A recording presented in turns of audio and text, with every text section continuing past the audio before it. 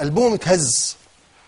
قال لك دول ناس بني ادمين، دول الكفار المشركين، ودول بقى اللي جايين يقولوا لك دين جديد وانسف انسف، احنا جايين بدين جديد هيغير كل ده وهيرمي اصنامكم في البحر.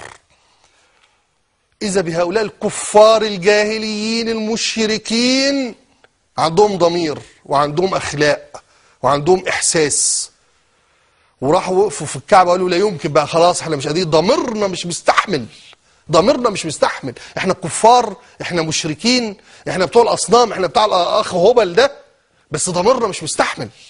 خلاص دول عيالنا، دول بني ادمين، لازم نفك الحصار، وفكوا الحصار.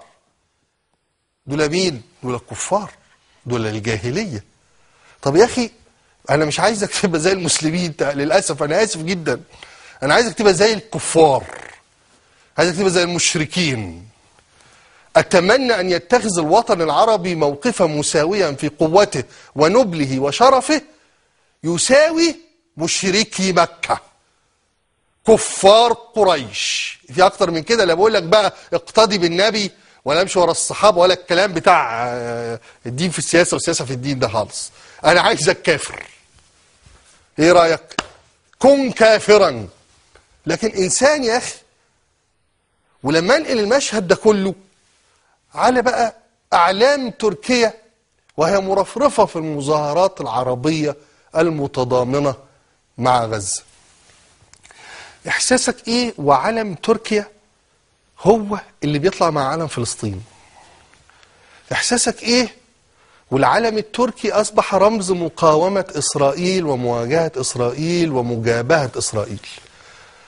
احساسك ايه وهو العلم الوحيد المرفرف في سماء الاوطان العربيه الان في وجه اسرائيل؟ انا يحزنني ويسعدني، يعني انا يسعدني طبعا انه عثمان افندي او انه الدوله العثمانيه او العثمانلي او السلطنه العثمانيه ترجع الحقيقه ناضره حاضره قويه انسانيه متضامنه داعمه زعيمه قويه. ده مهم جدا، مهم جدا للانسانيه كمان، لانه الدنيا بعد سقوط الاتحاد السوفيتي بتهوي قوي والامريكان طايحين، فكويس انه يطلع بذور قوى اقليميه عظيمه كده. لكن اللي انا عايز اقوله لك انه في نفس المشهد تاني يوم ايه؟ تاني ساعه من اقتحام سفينه الحريه خرج امير قطر ويتضامن مع سفينه الحريه ويطالب بمحاسبه اسرائيل ويهاجم الموقف الاسرائيلي ويطالب الدول العربيه بالتحرك. ماشي؟ كلام محترم جدا على فكره، والراجل بيقول كلام فعلا محترم. لكن الكادر لما وسع، الكاميرا لما وسعت كده وهو بيتكلم، طلع بيتكلم في مؤتمر. الكادر لما وسع اكتر كده ها، فبان مين اللي قاعد؟ بنيامين اليعازر وزير البنيه الاسرائيلي قاعد في المؤتمر في الدوحه، عزمه امير قطر في المؤتمر بتاع الاستثمار في العالم. يا اولاد الذي ده يعني. وبعدين تركيا الزعيم العظيم اردوغان يطلع يقول ايه؟ اول حاجه تركيا تصف بها يقول لك ارهاب دوله. اللي عملته اسرائيل ده ارهاب دوله. هرجع انا للخطاب النهارده الصبح لانه كان خطاب تاريخي مذهل رائع عمله اردوغان. لكن عايز ارجع تاني واقول انه تركيا لما طلعت بيان يا جماعه ضد اللي حصل قالت ايه؟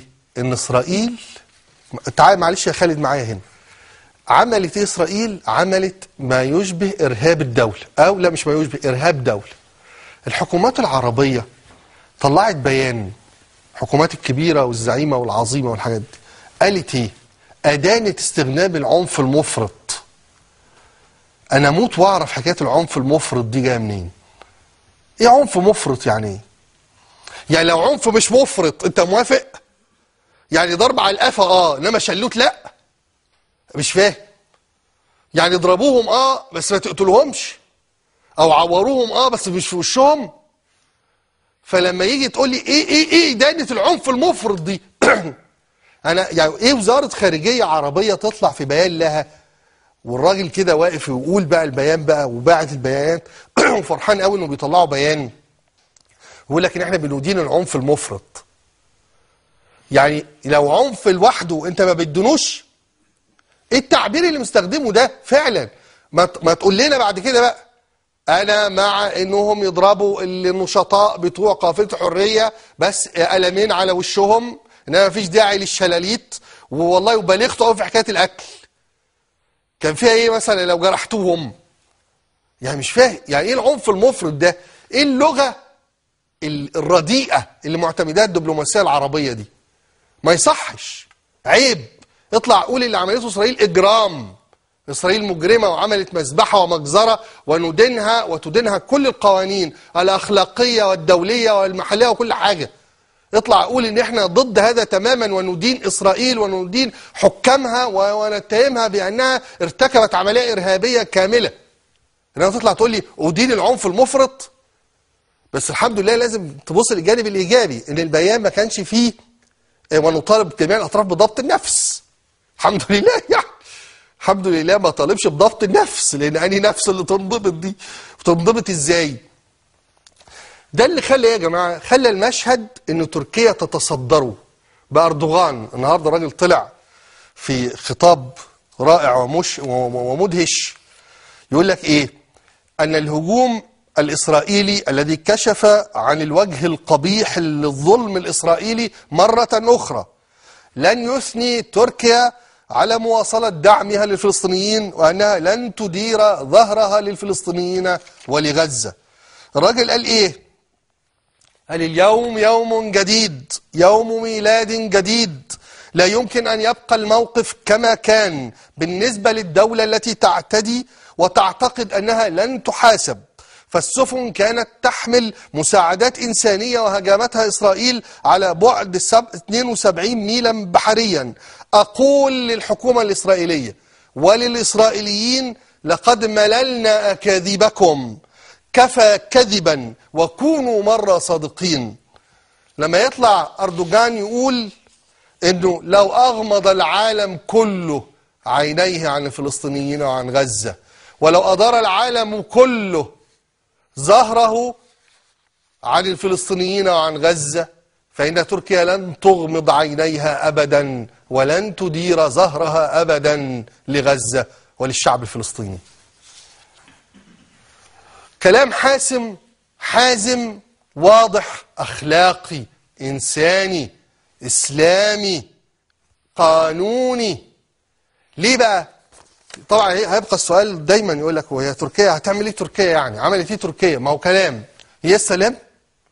ويعني السياسة كلام اللي بيعبر عن مواقف، ومواقف بتصدق الكلام. أردوغان بالمناسبة عنده سفير إسرائيلي، عنده سفير إسرائيلي في تركيا، في اسطنبول، في أنقرة، وبينهم علاقات، يعني مش دولة عدو. زي ما بالظبط عندنا هنا في مصر عندنا سفير إسرائيلي. ليه احنا عندنا سفير إسرائيلي وما بنتكلمش زي أردوغان؟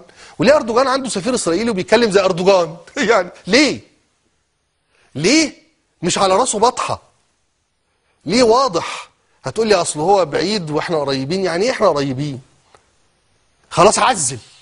يعني اللي زعلان قوي إن إحنا قريبين من فلسطين يعزل. نعمل له إيه طيب؟ ليه يعني بقول لك النهارده فتحنا معبر رفح، ما نفتحه على طول. وانتوا واخدين بالكم سمعتنا ايه يعني كمصريين فيما يخص معبر رفح؟ ده انت تروح موريتانيا لو حد معدي غلط كده، لان ما اظنش في مصريين بيروحوا موريتانيا ولا مصريين بيروحوا حته من دي. المصريين بيروحوا بس دبي. عمرك سمعت انت عن فنانين، عن ادباء، عن سياسيين زاروا موريتانيا او زاروا حتى اليمن او زاروا تونس او زاروا الجزائر؟ لا. انما لو سالت تتكلم اي حد في التليفون يقول لك معلش انا اسف انا في دبي اصلي وراجع بعد بكره. مصر كلها في دبي، النخبه المصريه كلها في دبي. بيزنس، فلوس، وعلب للمنتخب كمان. انما الدول الثانيه بقى العربيه الفقرانه يا عيني الغلبانه ما تطرحش، ويقول لك احنا عملنا العرب كتير. عملت ايه يا اخي انت؟ ما تجننيش. عملت ايه؟ عملت ايه لموريتانيا؟ عملت ايه للصومال؟ يا راجل ده بيخطفونا تحت، فالراجل الصياد الريس حسن يروح يجيبهم، حتى ما ادوش حاجه.